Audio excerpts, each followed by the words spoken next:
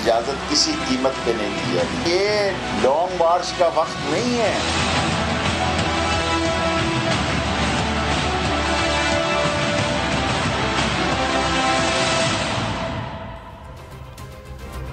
बिस्मिल्लाहिर्रहमानिर्रहीम, अस्सलाम वालेकुम। मैं हूं सैयद फवाद ज़ैदी और आप देख रहे हैं प्रोग्राम नदीम मलिक लाइव। तहरीक आज़ादी कश्मीर के बानी रहनुमा, जिद्दोजहद की अलामत, आज़ादी के मुजाहिद, अज़्मो हिम्मत और इस्तक़लाल के पैकर सैयद अली गिलानी दुनिया से कूच कर गए हैं। वो साल साल भारत के अक़ूबत खानों और जेलों में रहे हैं। इसके बाद भी उन्हें आए रोज़ गिरफ़्तार किया जाता रहा है। वो तवील अरसे से अपने घर में नज़रबंद थे और नज़रबंदी के दौरान ही अपनी जान आफरीन के उन्होंने सुपुर्द की।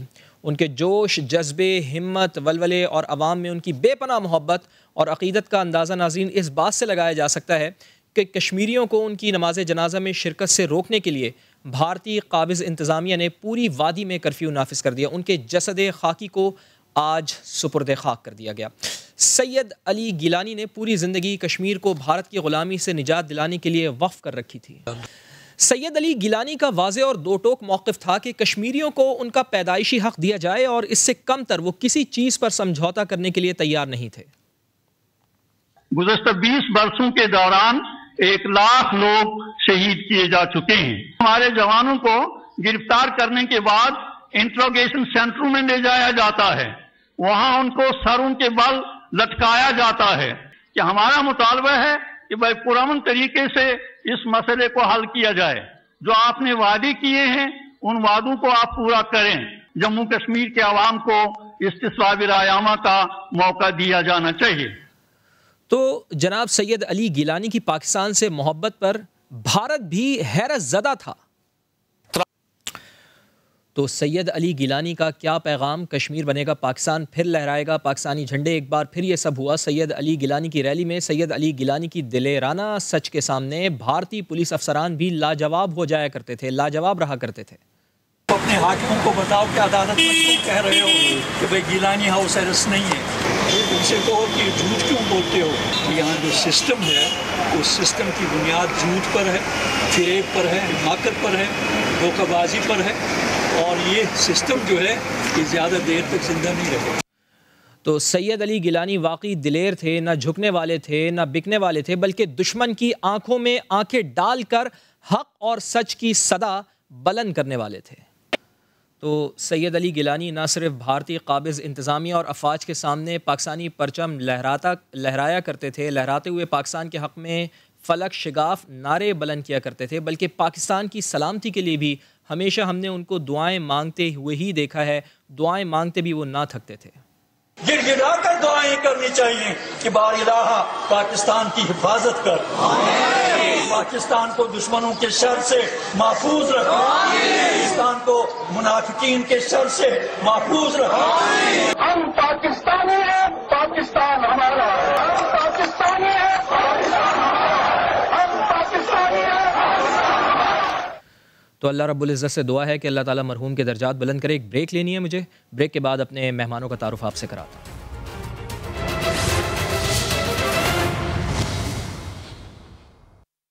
तो प्रोग्राम में एक बार फिर खुशामदीद। मेरे साथ इस्लामाबाद स्टूडियो से PTI की रहनुमा अंदलीब अब्बास साहिबा मौजूद हैं और नून लीग के रहनुमा निहाल हाशमी साहब हमें ज्वाइन कर चुके हैं कराची से, और सहर कामरान साहिबा पाकिस्तान पीपल्स पार्टी से आपका ताल्लुक़ है। आप तमाम मेहमानों का बहुत बहुत शुक्रिया। आप लोगों से गुफ्तगू का आगाज़ करता हूँ, लेकिन पहले मैं आप तमाम लोगों को ये सुनवाना चाहता हूँ कि मरियम नवाज़ और बिलावल भुट्टो ज़रदारी बहन भाई से अजनबी कैसे बन गए।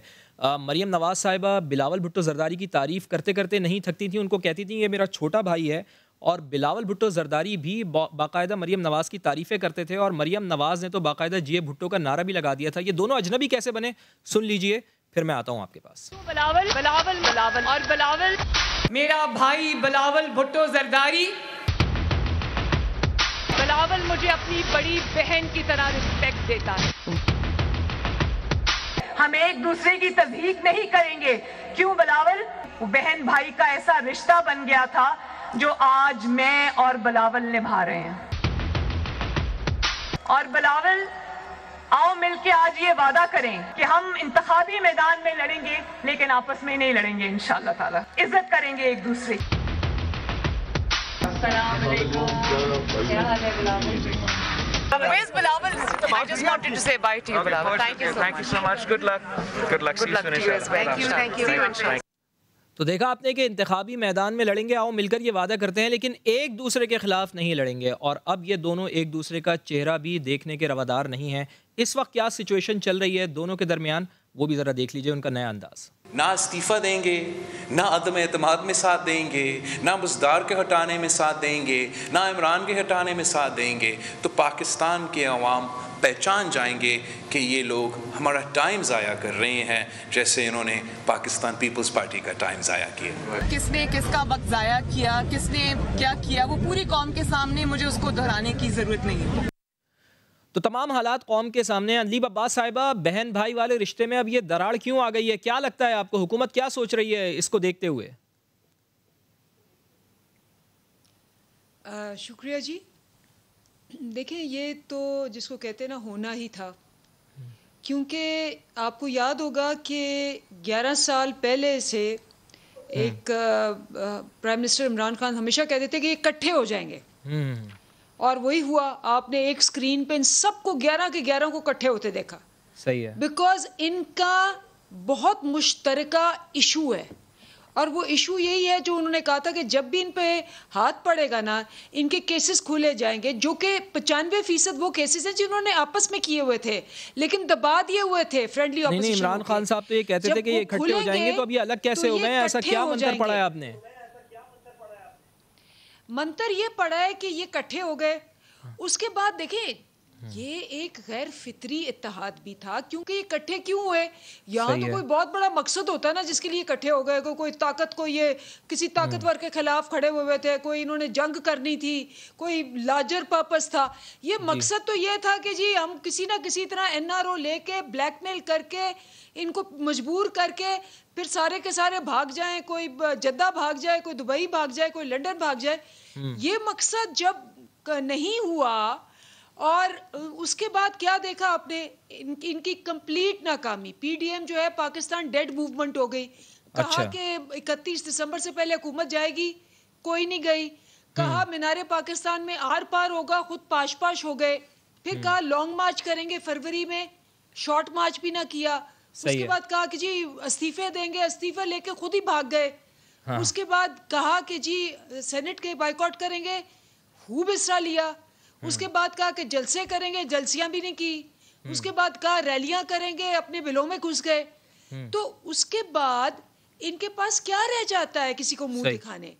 अब जबकि इनका बंटवारा हो गया है, और नून लीग का तो सबसे बड़ा बंटवारा इंटरनल है, मतलब आपस में। चले, आप ये कह रही हैं कि इंटरनल भी इनका बंटवारा हो गया है। नवाज शरीफ का अलग बयानिया है, मरियम नवाज और नवाज शरीफ का एक बयानिया, और शहबाज शरीफ का अलग बयानिया है। तो गैर फितरी इत्तेहाद, निहाल हाशमी साहब आपके ऊपर इल्ज़ामात लग रहे हैं, और आपको मुबारक हो, बड़ा PTI की रहनुमा अदलीब अब्बास साहिबा ने आपको कह दिया है कि PDM जो है पाकिस्तान डेड मूवमेंट है। ये बताइए हाशमी साहब, पहले आप इस्तीफ़ों के ऊपर बात करते थे और इस्तीफ़ों के बगैर हुकूमत हिल नहीं सकती थी, अब इस्तीफ़ों के बगैर आप हुकूमत कैसे गिरा सकते हैं? और इसके साथ साथ एक ज़िमनी सवाल ये भी है कि PTI ने कंटोनमेंट बोर्ड के इंतखाबात में फ़ौज की तैनाती का मुतालबा कर दिया है, इसको कैसे देख रहे हैं आप? बिस्मिल्लाहिर्रहमानिर्रहीम। मैं अदलीब अब्बास को जब सुन रहा था तो मैं सोच रहा था कि ये क्या हुक्मरान जमात की हैं? तो फिर मैंने कहा ये वो PTI से ही है सर, तोता कहानी है जो अभी तक तो जो बेचारी जो तोता कहानी बयान कर रही हैं हमारे हवाले से। इनको अपने घर की खबर लेनी चाहिए। हम तो कभी जहांगीर तरीन को इस तरह से डिस्कस ही नहीं करते हैं, ना हम शाह महमूद कुरैशी को।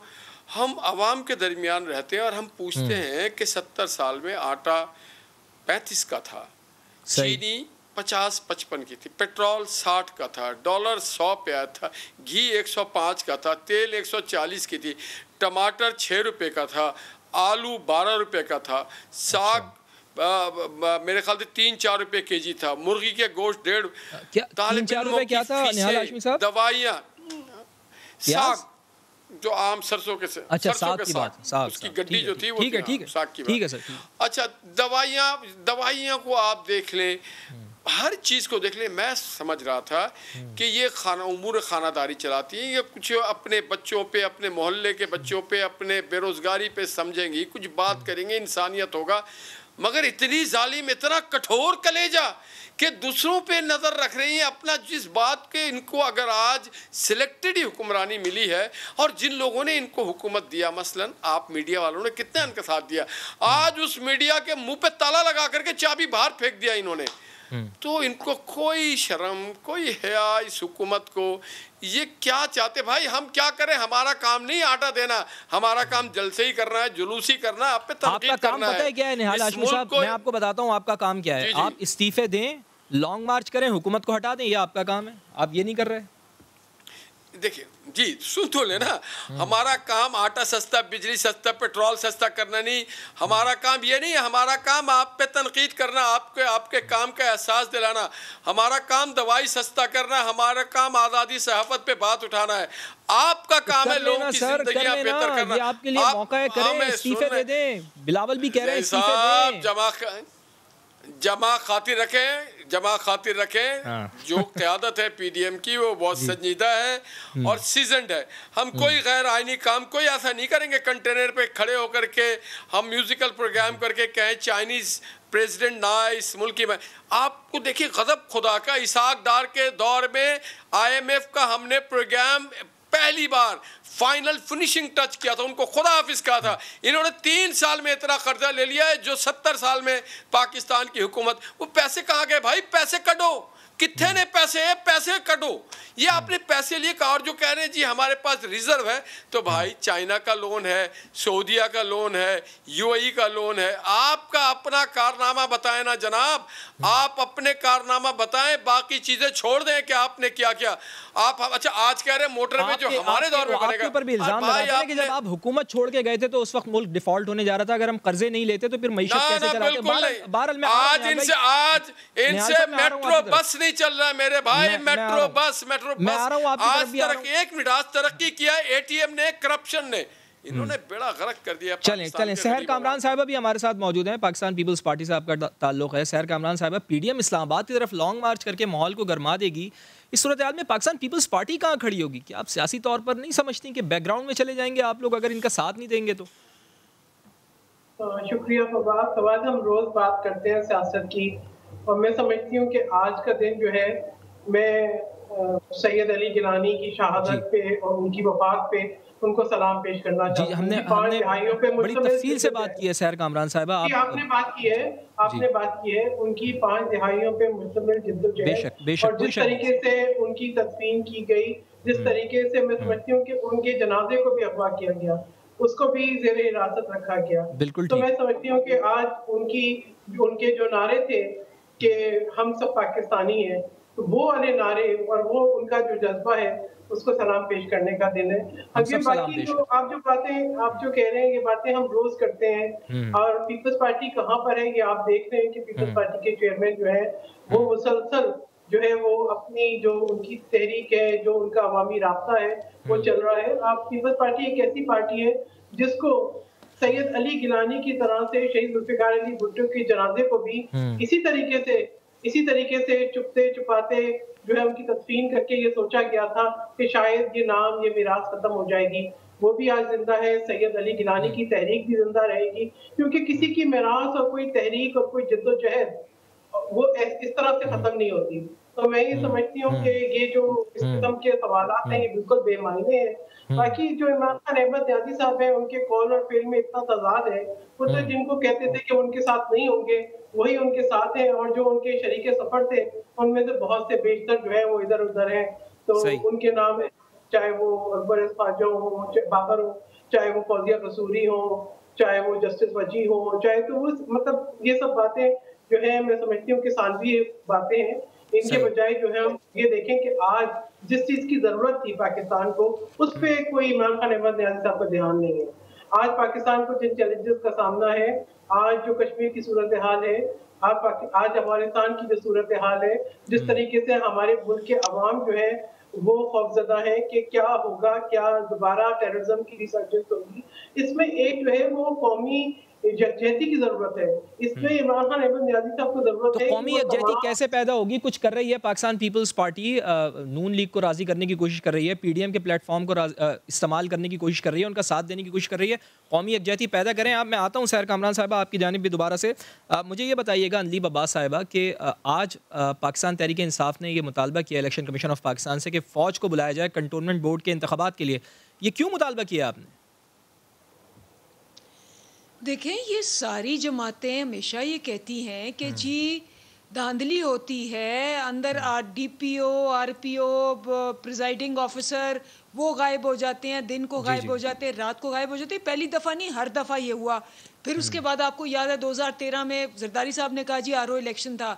तो आपको इसको कंट्रोल करने के लिए आपको जो अपने इदारे चाहिए होते हैं। ये कोई पहली दफ़ा तो नहीं है कि बुला रहे हैं। हर दफ़ा जो जहाँ हसास होते हैं वहाँ तो फ़ौज होती ही होती है।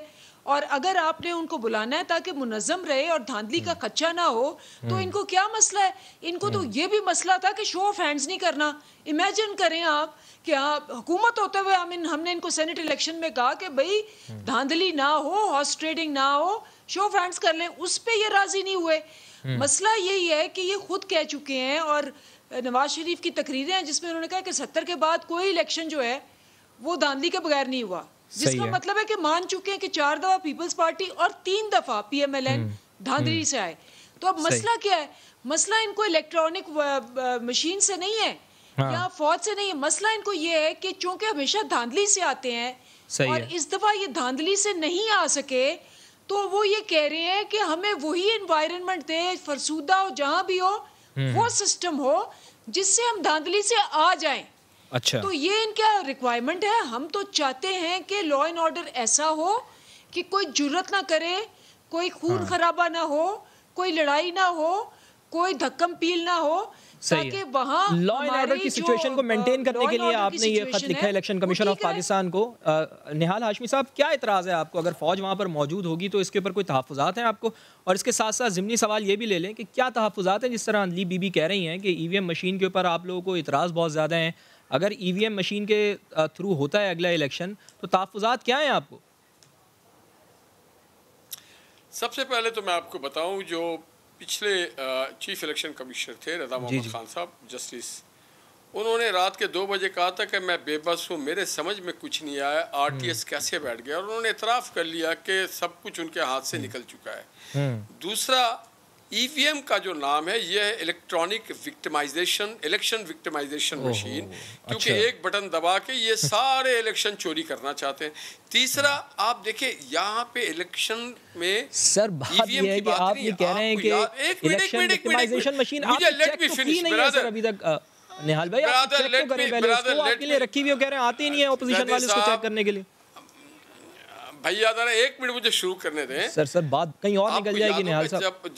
जब 1946 में वोट हुआ 47 में पाकिस्तान के लिए, नियत साफ मंजिल आसान, उस वक्त कोई धांधली नहीं हुई और पाकिस्तान बन गया। ठीक, धांधली कब होता है? जो इलेक्शन करवाने वाले धांधली कर रहे होते हैं, तो फिर धांधली होता है। और इनको इतना इनके पेट में मरोड़ हो रहा है। सबसे पहले फॉरेन फंडिंग इलेक्शन कमीशन में जो इनका केस है उसको हल करा लें। और दूसरी बात, ये मुतनाज़ा बनाना चाहते हैं हमारे मुख्तलिफ इदारों को, जो पुलिस का काम है वो करें। अगर इलेक्शन कमीशन समझती है कि फ़ौज आनी चाहिए, नेवी आनी चाहिए, एयरफोर्स आना चाहिए, रेंजर्स आनी चाहिए, पुलिस आना चाहिए, रजा जिसको चाहे इलेक्शन कमीशन बुला ले। आप कौन होते हैं? आपकी जिम्मेदारी तो इलेक्शन कराने नहीं है, इसके लिए इलेक्शन कमीशन है। सरकार के पेट में दर्द क्यों होता है ईवीएम को लेके, इलेक्शन को लेके, हर चीज़ को लेके? इसके माने, और इनके आप बताएं 3 साल में ये एक चीज़ रह गया इस मुल्क का, इन्होंने इकोनॉमी का बेड़ा गर्क कर दिया, लोगों को खुदकशी पे। और ये कहते आज तो कब्र भी महंगी हो गई है मेरे भाई।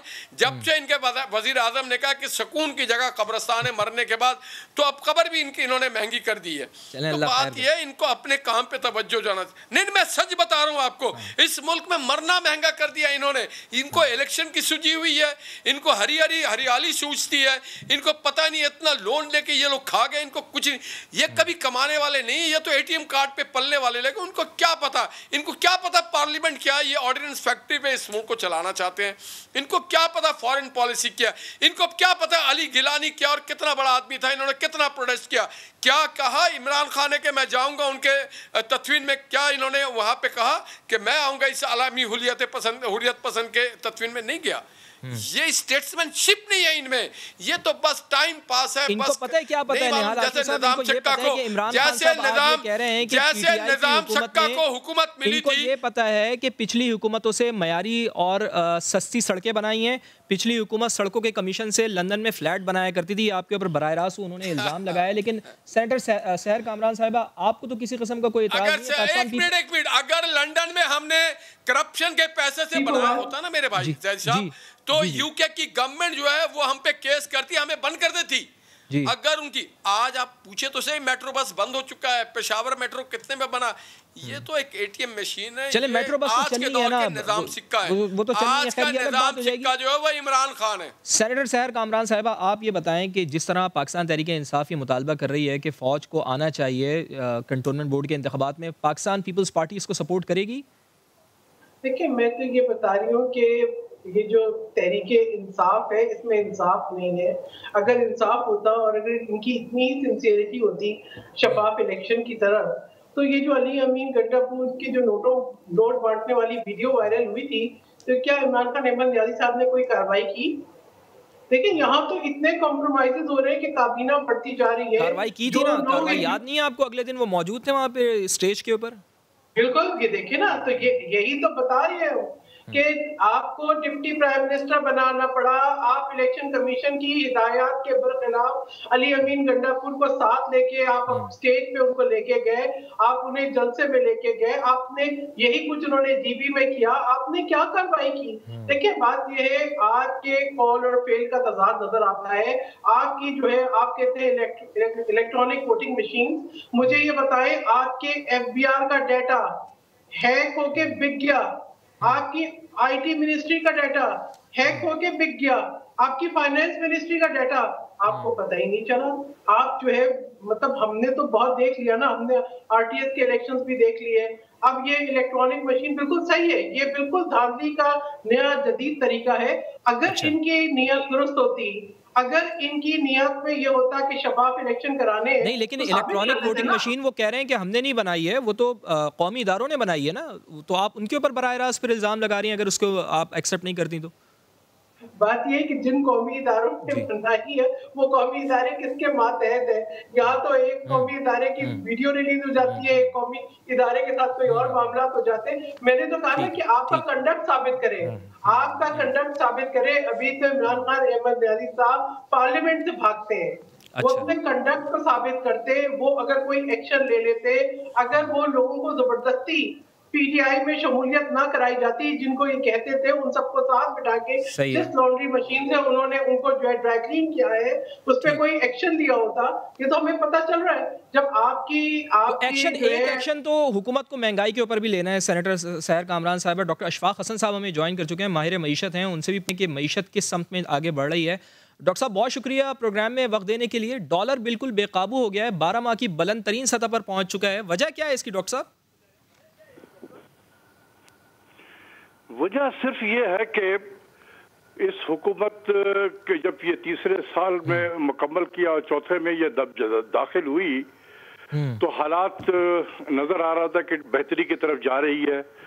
मुल्क में एक माशी इस्तेहकाम नजर आ रहा था और ये चौथा और पांचवा साल जो है ये ग्रोथ एंड स्टेबिलिटी का साल बिल्कुल नजर आ रहा था। अच्छा, everything was moving in right direction. मेरा अपना ख्याल ये है कि इस हुकूमत के अंदर आस्तीन के सांप छुपे हुए हैं। अच्छा, जिन्होंने समुद्र में आग लगा दी। अच्छा अच्छा अच्छा। और ये डॉलर की शक्ल, डॉलर को डिवैल्यूएशन करके ये इसने तबाही फेर दी। और हमारे प्राइम मिनिस्टर जो है वो दिन रात मेहनत कर रहे हैं कि किसी तरीके से महंगाई काबू में आ जाए। ये बात भी उनको पसंद नहीं आई स्टेट बैंक के गवर्नर को। और उन्होंने डॉलर को बिल्कुल आसमान पे पहुंचाने का तैयार कर रखा है। ये मुल्क बर्बाद हो जाएगा। तो ये आस्तीन के साथ क्या इमरान खान साहब को नजर नहीं आते डॉक्टर साहब? 3 मरतबा मैंने ये लफ्ज रिपीट किया है। हाँ। ये आस्तीन के सांप है। देखिए, मैं शुरू दिन से प्राइम मिनिस्टर को कहता रहा हूं कि प्राइम मिनिस्टर साहब, आपको लोग मिसगाइड करते हैं, आपकी इकोनॉमिक टीम। बात यह है कि प्राइम मिनिस्टर इकोनॉमिस्ट तो नहीं है, वो इन्हीं लोगों पे जो है वो डिपेंड करेंगे, और ये लोग मिसगाइड कर रहे हैं, ये बिल्कुल मिसगाइड कर रहे हैं, और जितनी एफर्ट प्राइम मिनिस्टर कर रहे हैं सब पे पानी फेर दिया उन्होंने। ठीक, अच्छा डॉक्टर साहब ये स्टेट बैंक की रिपोर्ट है एक हमारे पास, जिसके मुताबिक मजमूई कर्जे 40 खरब तक पहुंच चुके हैं। इमरान खान उस कबल कहा था कि उन्हें 3 साल के दौरान सबसे ज्यादा तकलीफ दूसरे मुल्कों के सामने हाथ फैलाने से हुई है। IMF के चुंगल से हम कैसे निकल पाएंगे डॉक्टर साहब? जो IMF से जो लोग इस मुल्क में आए हुए हैं उसको निकालें आप, बिल्कुल निकालें।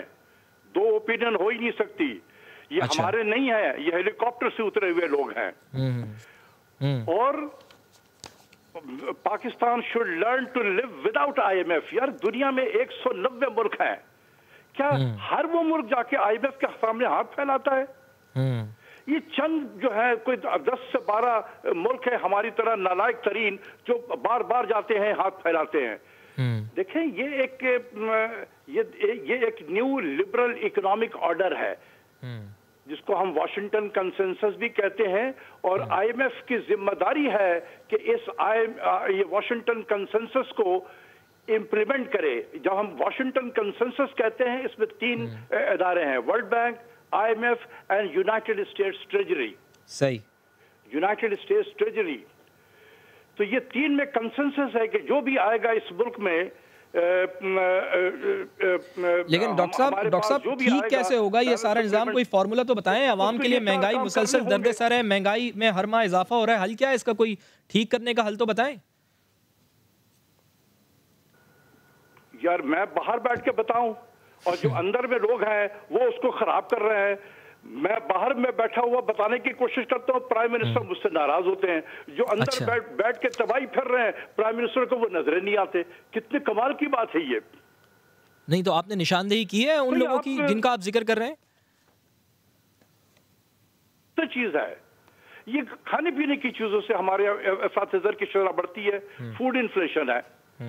आप फूड के प्राइसेस को कंट्रोल करें।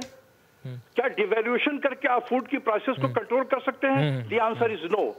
कल आपने देखा होगा कि श्रीलंका में उन्होंने इमरजेंसी नाफिज कर दी है। सही है। और तमाम जितने भी खाने पीने की अशिया की चीजें हैं सब पे उन्होंने काबू कर लिया हुकूमत ने। ठीक है, बहुत बहुत शुक्रिया डॉक्टर अशफाक हसन साहब, बहुत बहुत शुक्रिया। नुक्ता आपका आगे, बहुत शुक्रिया आपका। डॉक्टर अशफाक हसन साहब माहिर मईशत हमारे साथ मौजूद थे और बड़ी तनकीद का निशाना बना रहे थे। अदलीब अब्बास साहिबा, श्रीलंका जैसे मुल्क का उन्होंने हवाला दिया कि वहाँ पर भी फूड इन्फ्लेशन के ऊपर काबू पा लिया गया है, लेकिन हम बदकिस्मती से ये नहीं कर पा रहे हैं। आस्तीन के सांप है आपकी हुकूमत में, जो आप ही की हुकूमत को डिवैल्यू करना चाहते हैं। 3रा साल उन्होंने कहा कि 3 साल तो बड़े सख्त थे, लेकिन 4था और 5वां साल बेहतरी आ सकती थी। इन आस्तीन के सांपों को तो पहचाने, कौन है ये लोग, क्यों नहीं इनके खिलाफ कार्रवाई करते आप लोग? पहले तो मैं थोड़ा सा ये इनकी हिस्ट्री को भी, मेरे ख्याल है इसी वजह से ये जो निहाल हाशमी साहब ने बात की, ये समझते हैं कि अवाम बेवकूफ़ है और अवाम बिल्कुल याद नहीं रखती, इसीलिए अवाम ने इनको छोड़ दिया है। इसीलिए 16% ये अकॉर्डिंग टू दुनिया टीवी का जो सर्वे था, ये लाहौर में नीचे आ गए। इन्होंने अली गिलानी साहब मरहूम को कहा, बड़ा सख्त अफसोस है उनकी रहलत का, और बहुत ही अच्छे वो आदमी थे। ये वो है नवाज शरीफ साहब, ये गए मोदी की इनॉग्रेशन पे, हुर्रियत के लीडर्स को मिलने से इनकार कर दिया इन्होंने। ये रिकॉर्ड पे है, ये रिकॉर्ड पे है। और उनको बुलाया अपनी नवासी की शादियों पे, और जो इन्होंने किया जिंदल के साथ वहाँ बिजनेस, वो सबको पता है। इसलिए ये आस्तीन के सांप कौन है, मर्जी कह ले, अवाम को ठीक है, पता है। बता दिया आस्तीन के सांप कौन है आपकी हुकूमत में। जी, अब जो डॉलर देखें, हमने तो इसको मैनेज नहीं किया। आपको पता है कि इसहाक डार ने 24 बिलियन डाल के मैनेज किया था। इस वक्त अफगानिस्तान के हालात और जो अनसर्टेनिटी है उसकी वजह से भी रुपये पे प्रेशर आया हुआ है। दूसरा, आपको पता ही है कि सारे जो एक्सपोर्टर्स हैं, स्पेशली टेक्सटाइल वाले, वो तकरीबन अपनी कैपेसिटी को डबल कर रहे हैं, जिसकी वजह से इंपोर्ट्स बढ़ रही हैं। जब इंपोर्ट्स बढ़ती हैं और एक्सपोर्ट्स ऑब्वियसली उस लिहाज से नहीं बढ़ रही। अब हमने एक मेक इन पाकिस्तान पॉलिसी बनाई है, इसका एग्जांपल है वो जो आपके फ़ोन होते हैं स्मार्टफोन, पाकिस्तान में पहली दफ़ा 25 फर्म्स बना रही हैं और इंपोर्ट्स उसकी आहिस्ता आहिस्ता कम हो रही है, लोकल प्रोडक्शन बढ़ रही है और उसकी एक्सपोर्ट शुरू हो गई है। 6 महीने बाद आप देखना इंपोर्ट्स कम होंगी, एक्सपोर्ट्स बढ़ेंगी। चलें जी, 6 महीने बाद जो है वो आप कह रही हैं कि एक्सपोर्ट ज़्यादा हो जाएंगी। अल्दीप अब्बास साहिबा 6 महीने का वक्त आप दे रही हैं कि एक्सपोर्ट हमारी बढ़ जाएंगी, इंपोर्ट्स कम होंगी।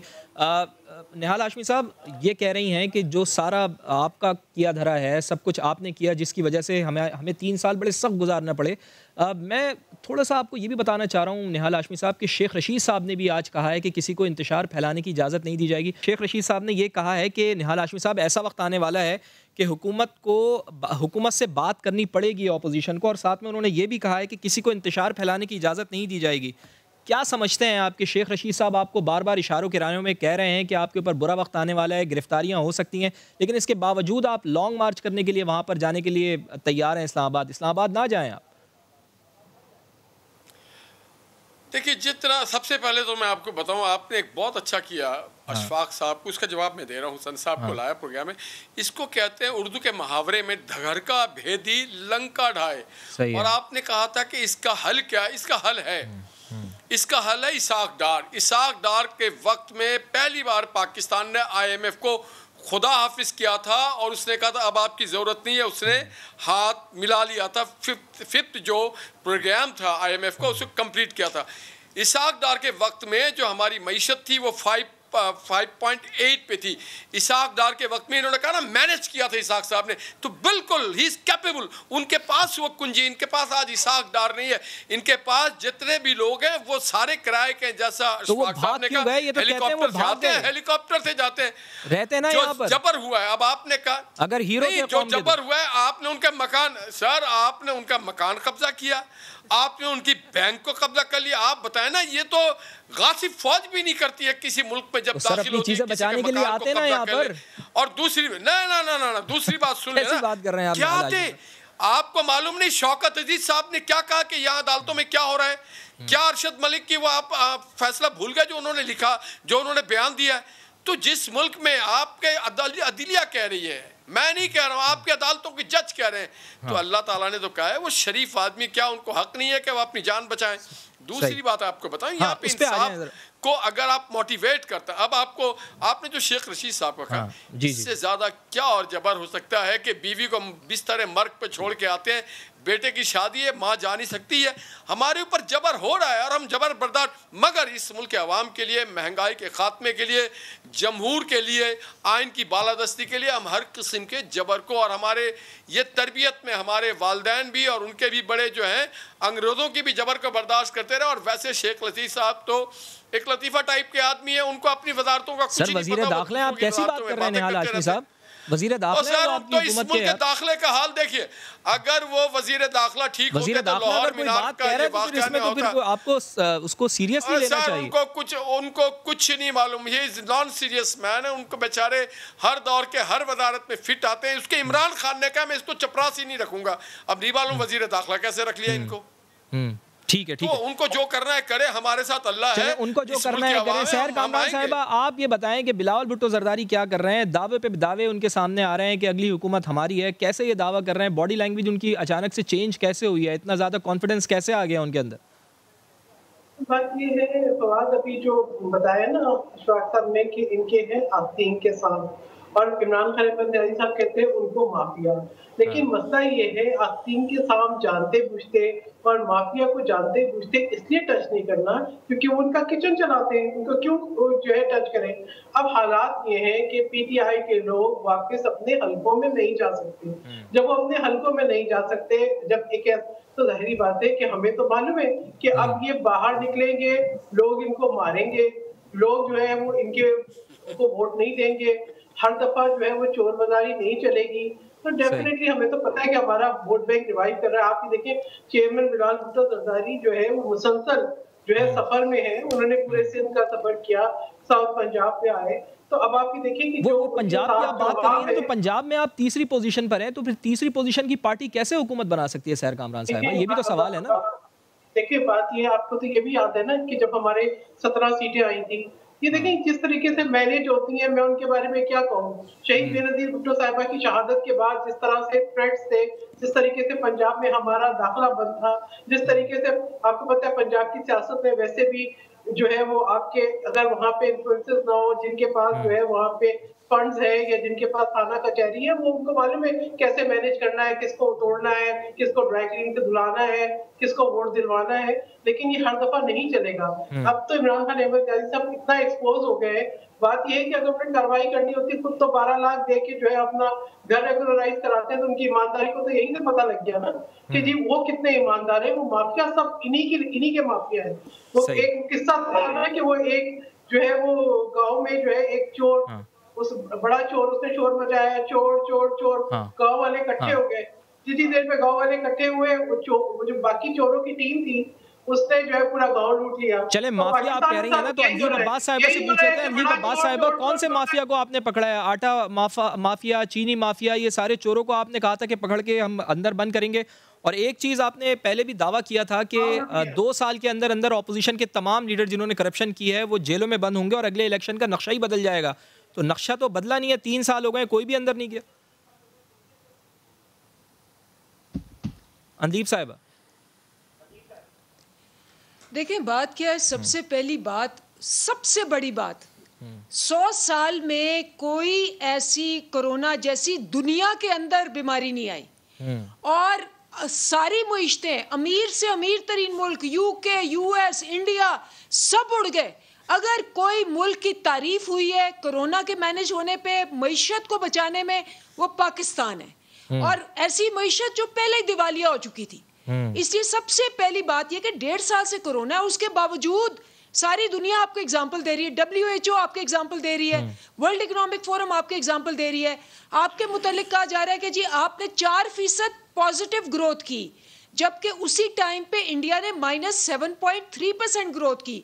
और अशफाक साहब ने माना कि ग्रोथ हो रही है और सही सिम में जा रही है। अब वो कह रहे हैं कि रुपी चौंके ऊपर चला गया, और उसके मैंने रीजन आपको बताए।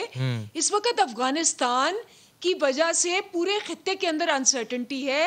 एक और रीजन भी तो बताया उन्होंने, उसका आप जिक्र कर नहीं रही। आस्तीन के सांपों का भी तो जिक्र करें ना, ये भी तो बताया उन्होंने अशफाक साहब ने। जी आस्तीन के सांपों का जिक्र करती नहीं है आप। नहीं देखिए, मैं इस पे कोई किसी की पर्सनल बातें नहीं करूंगी, मैं फैक्ट्स पे बातें करूंगी। फैक्ट ये है कि पहले भी डॉलर ऊपर गया था और उसके बाद जब डॉलर 150 पे आ गया तो किसी ने जिक्र ही नहीं किया। अब इसीलिए जा रहा है क्योंकि अंदीप साहिबा बदकिस्मती है कि माफिया को आप लोग पकड़ नहीं रहे, ऑपोजिशन को आप पकड़ते रहते हैं, पकड़ना चाह रहे हैं, उनको जेलों में बंद करना चाह रहे हैं। माफिया को भी तो पकड़े ना। देखिए सबसे बड़ा माफिया तो अब मुझे बताए, शुगर मिलों में कौन है? इत्तेफाक शुगर मिल है, 22 लोग हैं। हमने जहांगीर तरीन की भी तो शुगर मिल क्या नाम है जो PTI में थे, उनको भी पकड़ा हुआ है। सबसे ज्यादा तो उन्हीं की है। 22 को पकड़ा हुआ है। और जी जहांगीर तरीन की भी तो शुगर मिले हैं, उनका क्यों जिक्र भूल जाते हैं? आप सबसे पहले तो उन्हीं पे मुकदमा हुआ, उन्हीं के अकाउंट्स जो है वो बंद किए हुए हैं, उन्हीं के ऊपर सारे केसेस चल रहे हैं। बाकी सारे केसेस खुसरो बख्तियार, हुमायूं अख्तर का क्या हुआ? किसी को नहीं छोड़ेंगे। उनका क्या हुआ? खुसरो बख्तियार की भी है शुगर मिल, हुमायूं अख्तर की भी शुगर मिल्स हैं, उनके खिलाफ क्या कार्रवाई हुई? देखिए सबके ऊपर कार्रवाई। मैं एक सिंपल बात करती हूँ। अभी इन्होंने कहा जी फलानी चीज नहीं हुई, फलानी चीज नहीं हुई। ये ऑपोजिशन बैठी हुई है, हम तो खुद ही अपने बंदों पे कर रहे हैं। ये काम तो ऑपोजिशन का होता है। अगर आप सेटिस्फाई नहीं है कि जी ये शुगर की कीमत इतनी क्या उतनी, आप कोर्ट में जाएं। आप देखें, इन्होंने कहा था व्हाइट पेपर लिखेंगे, आज तक नहीं लिखा, 3 साल की परफॉर्मेंस में नहीं लिखा। हर रोज आप भी क्या कर रही हैं? कमीशन आप लोग सिर्फ बनाते हैं, इससे ज्यादा आप कुछ नहीं करते। अंदीप अब्बास साहिबा माजरत के साथ, आप लोगों ने सिर्फ कमीशन बनाए और फिर कमीशन से आगे बात नहीं चलती, गिरफ्तारी किसी की नहीं होती, अल्लाह अल्लाह खैर सल्ला हो जाता है। निहाल हाशमी साहब आप बताएं कि ऑपोजिशन को ही ये तनकीद का निशाना बनाया जाता है पाकिस्तान तहरीक इंसाफ की जानिब से, तो आपके ऊपर तनकीद। अगर चीन वाला सिस्टम हो तो ये 100 बंदे हम लटका दें। चले व्हाइट पेपर जारी करें ना, व्हाइट पेपर क्यों जारी करते हैं निहाल हाशमी साहब? तो आप चाइनीज सिस्टम ले आए। जवाब ले लेना, जवाब ले। ठीक कर रही हैं, चीन वाला सिस्टम हो तो ये 100 बंदे लटके हैं। अच्छा एक मिनट, ये बात तो ठीक कर रही, चाइनीज सिस्टम अगर लाएंगे तो बनी गाला भी रेगुलराइज किया, उसमें तो इमरान खान भी लटक जाएंगे और पूरी कैबिनेट लटक जाएगी, ATM वाले और सारी कैबिनेट। अच्छा, कोर्ट अगर हम जाना है, अगर हमने कोर्ट ही जाना है तो आपकी मर्ज की दवा है। आप अगर हमने कोर्ट जाना है तो आप हुकूमत किस बात के? अरे भाई, आपके बच्चों के जैसे होता ना ईद में बच्चों का नोट, इसी तरह आपके बच्चे की हुकूमत है। ये बचपने ये जाली हुकूमत है। अगर हमने कोर्ट जाना है, जैसे ईद में जाली नोट होता है, ये जाली हुकूमत है। आपका काम है प्राइस कंट्रोल करना। आपके पास इंपोर्टेड लोग हैं, हेलीकॉप्टर से उतरते हैं, घर का भेदी लंका है। अरे जनाब, आप जाली हुकूमत है। आप कह रही है कोर्ट में जाए, आप जाए ना, आपको जिम्मेदार है, हुकूमत जिम्मेदार है। हमारे कोई हजरत उमर फारूक रज़ियल्लाहु अन्हु ने कहा था, दरिया फरात के किनारे कुत्ता भी अगर भूखा सो जाए तो उसका जिम्मेदार खलीफा वक्त होगा, अमीरुल मोमिनीन होगा, रियासत मदीना बनाने की। आप जिम्मेदार हैं। चाइना का मॉडल आना चाहिए। आपने बनीगाला को रेगुलराइज कराया ना, सारे ATM कार्ड आपके पास बैठे। नहीं, आपकी ये इदारे क्यों है? इदारे क्यों है? आपने महंगाई की, आपने इस मुल्क का बेड़ा गर्क कर दिया। अरे हमारे आपके जलसे में देखिए, आपके जलसे में आपका म्यूजिकल प्रोग्राम होता है और हमारे जलसों में इंसानों का समुंदर होता है। चलें जी, इंसानों का समुंदर होता है और इसमें से ना तो आपको लग पता जाता है। आप खौफजदा होते हैं मरियम से, तो और आप हमारी लैंग्वेज से, उसकी गुफ्तगू से, आप उसको धमकी पे उतर आती है। आपका वज़ीर दाखिला कहता है कि हम गिरफ्तार करेंगे। ये नानाजी का घर है कि जिसको चाहे गिरफ्तार कर ले। कोई बादशाह है आपके इस मुल्क में जब जिसको चाहे गिरफ्तार करें? मुख्तसर सैर कामरान साहब, देखिए बात ये है कि अगर ये जो कहते हैं कि हमने रिपोर्ट बनवाई, हमने कार्रवाई की, तो कितनी गिरफ्तारियां हुई। इनके यहाँ सिलसिला ये है, आमिर कियानी नोट समेटे चले जाए, फिर जफर मिर्जा आए नोट समेटे चले जाए, बारियां लगी हुई हैं एक के बाद एक। तो यहाँ तो पूरा एक करप्शन का कारोबार चल रहा है। मैंने आपकी बारी में नहीं बोला, सबर करें। संदीप साहब बोलने देना, कंप्लीट करने दें, प्रोग्राम का वक्त बिल्कुल खत्म हो रहा है। सबर करें, ये हकाइक है कि आपने बारियां लगाई हुई हैं लोगों की, क्योंकि वो आपका किचन चलाते। एक आता है वो अपने माल, चलें जी, बारियां आप कह रही हैं लगी हुई हैं, एक आता है फिर दूसरा वजीर जाता है तो फिर दूसरा वजीर आता है। बहुत बहुत शुक्रिया प्रोग्राम देखने के लिए। अपने मेज़बान फवाज़ ज़ैदी को इजाज़त दीजिए। अल्लाह ने के बाद।